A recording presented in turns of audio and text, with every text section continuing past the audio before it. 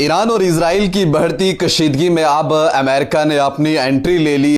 बाद cease fire हुआ था, लेकिन कहा है जो कशीदगी बढ़ रही है उसमें पहले ट्रंप ने यह कहा था कि मुझे 2 हफ्तों का वक्त दीजिए, दोनों मुल्कों के बीच जो है वो सलाह कराने का काम किया जाएगा। क्योंकि एक तरफ अगर आप देखें तो ईरान झुकने का नाम नहीं ले रहा है, ईरान किसी भी पॉलिसी पर उतरने के लिए तैयार नहीं, ईरान किसी भी बात पर जो है वो बात को मानने के लिए तैयार नहीं, और इजराइल को उसे सबक सिखाने पर जो है वो तुला हुआ है। और किस तरह से तेल अवीव की बात करें या फिर बाकी जगहों की बात करें, तबाही के मनाजिर जो है वो देखे गए।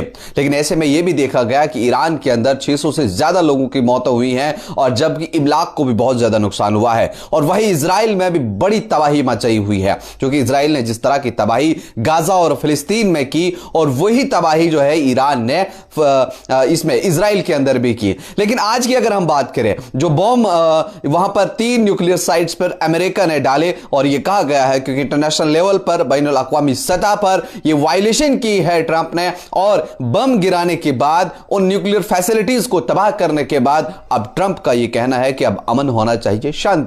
यहां पर अमेरिकी सदर डोनाल्ड ट्रंप जो है वो इसके लिए भीख मांग रहे हैं। वहां पर लंच के लिए एक ऐसी कंट्री के आर्मी जनरल को बुला रहे हैं जो आतंकवाद को बढ़ावा देता है, जिसकी गोद में आतंकवाद पलता है। और वही दूसरी तरफ आज ईरान पर, क्या ये अमेरिका ने भी गलती की है कि उन्होंने ईरान के ऊपर आज ये बमबारी की?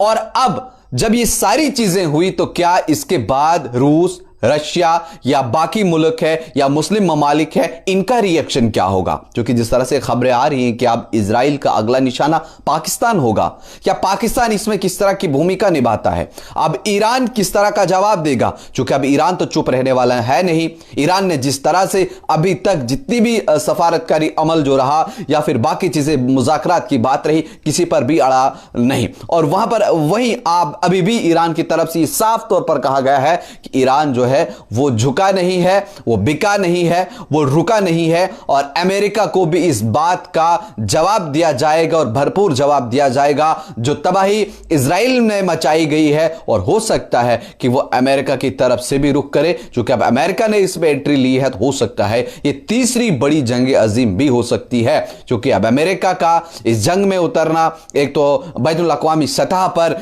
कानून की खिलाफ वर्जी, और ईरान की उन तंसीबा, जौहरी तंसीबात पर हमला करना, और इजराइल की भी। और चूंकि अब इसमें चाहे आप नॉर्थ कोरिया की बात करें, चीन की बात करें या फिर रशिया की बात करें, और भी कई सारे ममालिक हैं जो इस समय ईरान के साथ खड़े हैं। किस तरह की जो है वो अब आगे रणनीति रहेगी, इराक का क्या कहना है या बाकी ममालिक का क्या कहना है। और इस वक्त आप कोई भी, अगर आप टीवी स्क्रीन देख रहे हैं या फिर आपके हाथ में फोन है, अखबार है, तो उसकी पहली सुर्खी आप इस समय यही देख रहे होंगे कि अमेरिका ने इस ईरान की उन जौहरी तंसीबात 3 न्यूक्लियर साइट पर, जिसमें एक फ्रोडो है, नतंज है और एस्फहान है, इन तीनों जगहों पर जो है वो हमला किया, जिसमें अमेरिका ये दावा कर रहा है कि पूरी तरह से हमने इन साइट्स को जो है तबाह व बर्बाद कर लिया। लेकिन ईरान ने इस बात को नकारा कि हां, हमला तो हुआ है, लेकिन उन चीजों को जो है हमने पहले ही शिफ्ट कर लिया था, हमें फिलहाल कोई नुकसान नहीं हुआ है। आगे भी इस पर नजर है, क्या कुछ मजीद अपडेट्स आएंगी वो भी आप तक पहुंचाएंगे।